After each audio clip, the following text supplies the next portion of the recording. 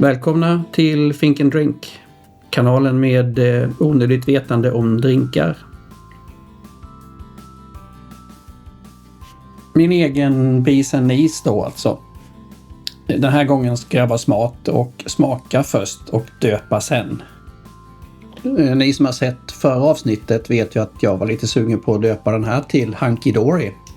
Så jag motsäger ju mig själv nästan direkt. Men samtidigt hade jag ju en smygande misstanke om att Hunky Dory redan var en befintlig drink. Och mycket riktigt, det fanns flera drinkar döpta till Hunky Dory. Jag hittade en gjord på tequila, jag hittade en gjord på rye whisky, en annan på japansk whisky. Det hela utvecklar sig till en lektion i ödmjukhet. Man är inte så unik som man tror. Men det jag blir mest sugen på är nog Hunky Dory räkcocktailchips. Ja, mitt recept då. Ja, jag siktar in mig på att orientera mig mer mot en gin sour liknande drink än originalet. Jag fick dock anamma Kajsa Wargs Man tager vad man haver, för alla mina citroner gick åt under påskhelgen. Det fick bli lime istället.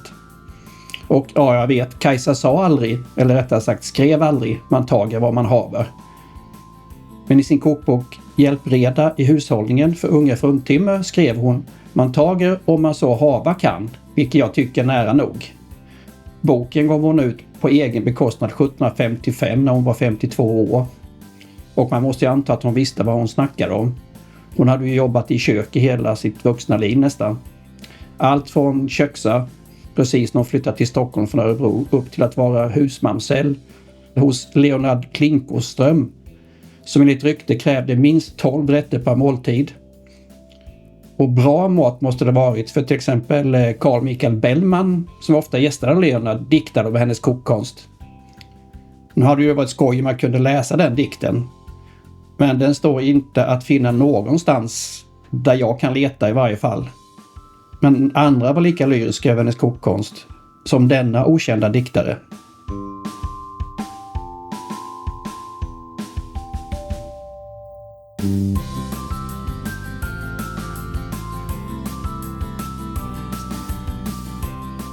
Så frågan är då om jag blir lika lyrisk över mitt citronläsarecept.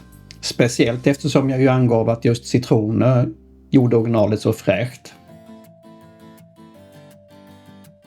Ja, inte bättre än originalet. Äggvitan ger ju drinken en mer lenare textur, men den späder ju ut också samtidigt. Och så tar den udden av sockerlagen. Jag vet ju att man ska ha lite mer sött när man använder äggvita. Men jag tror att jag var lite distraherad av att jag inte hade några citroner. Nu är det ju inte aktuellt här, men det kan vara skoj att veta att äggvita mjukar upp smaken av ek och tanniner i drinkar. Kolla bara skillnaden i en whisky sour med och utan äggvita. Jag ger den här drinken 4 av 6. Om jag använder citronjuice och lite mer sockerlag nästa gång, säkert en 5. Ja, den ska ha ett namn också.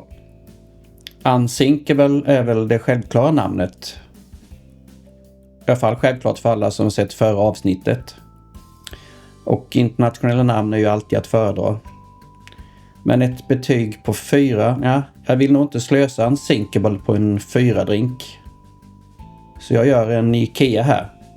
Den får heta Osänkbar helt enkelt. Och sälla sig till listan med andra svenskdöpta drinkar typ Gröna hissen, Geting, Vargtass och Lennart. Vi får ju inte glömma Lennart. I nästa avsnitt fortsätter vi temat med kroppsdelar på djur. Vi ska titta på horses neck. Till nästa gång.